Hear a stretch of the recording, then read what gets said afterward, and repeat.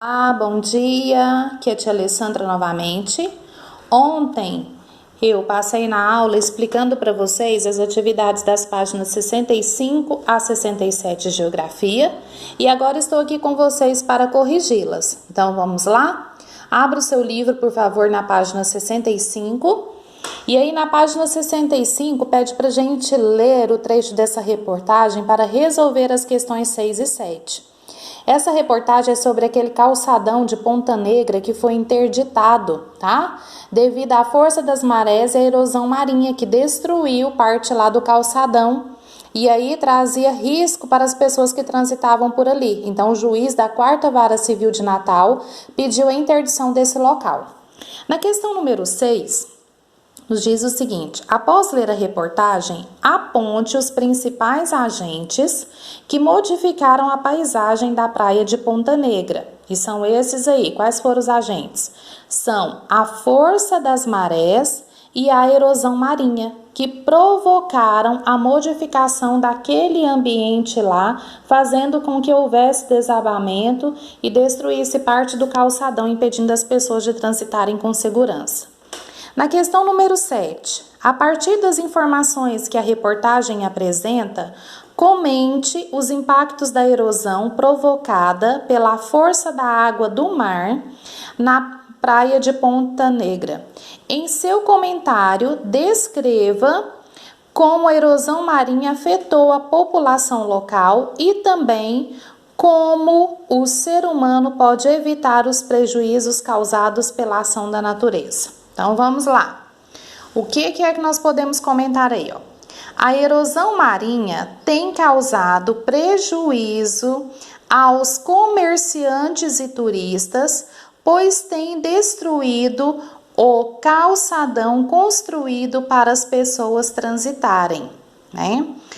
Como a erosão marinha é um processo natural causado pela natureza, é importante que o homem atue sobre o espaço, considerando suas características e evite prejuízos. Ou seja, o homem sabe, né, nesse local que pode haver alguma intervenção da natureza, então o que ele tem que fazer? A partir do momento que ele resolve construir algo nesse local, ele tem que estar atento também de que a qualquer momento pode haver uma intervenção da natureza e causar algum prejuízo. Então o homem tem que considerar isso e já se precaver para evitar esses prejuízos, tá?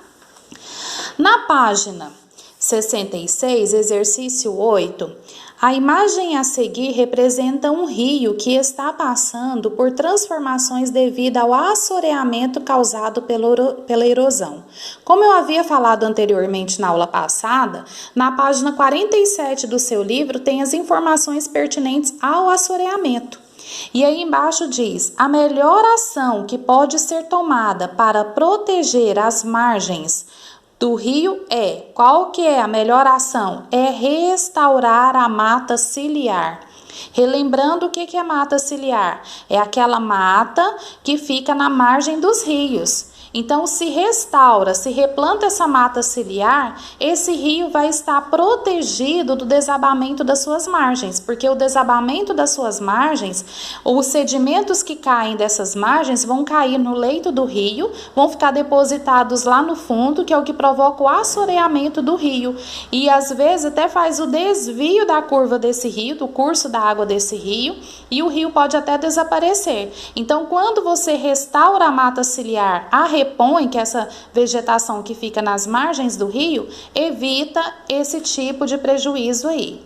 Na questão número 9, pede para ler algumas orientações da Defesa Civil relativas à construção de casas, né, nas encostas de morros. E aí tem as determinações, né, as orientações dadas pela Defesa Civil.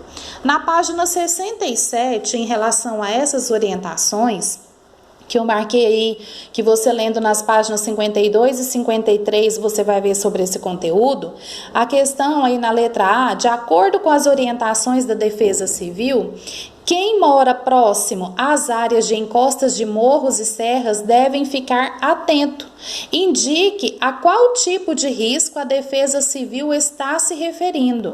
Então, olha aí, ó, a Defesa Civil está se referindo aos deslizamentos de terras, especialmente nos períodos de muita chuva, né? Porque a partir do momento que o homem vai para a encosta de morros, ele está desmatando aquele morro para poder construir, está deixando aquele solo descoberto da vegetação natural, aquele solo fica sem a devida proteção e em período de muita chuva, esse morro pode desabar, ele pode deslizar.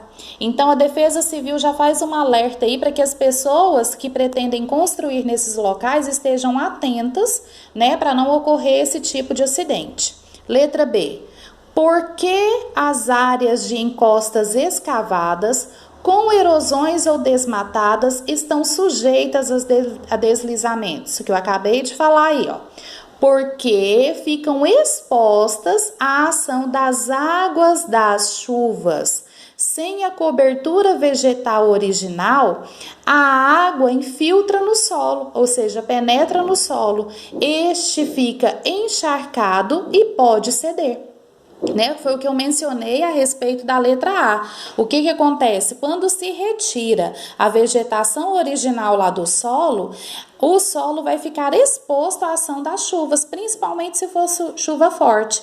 Aí o que vai acontecer? Essa chuva forte cai no solo, é uma grande quantidade de água, vai infiltrar no solo, ele vai ficar encharcado, ou seja, muito molhado, e pode ocorrer o deslizamento, ele pode ceder.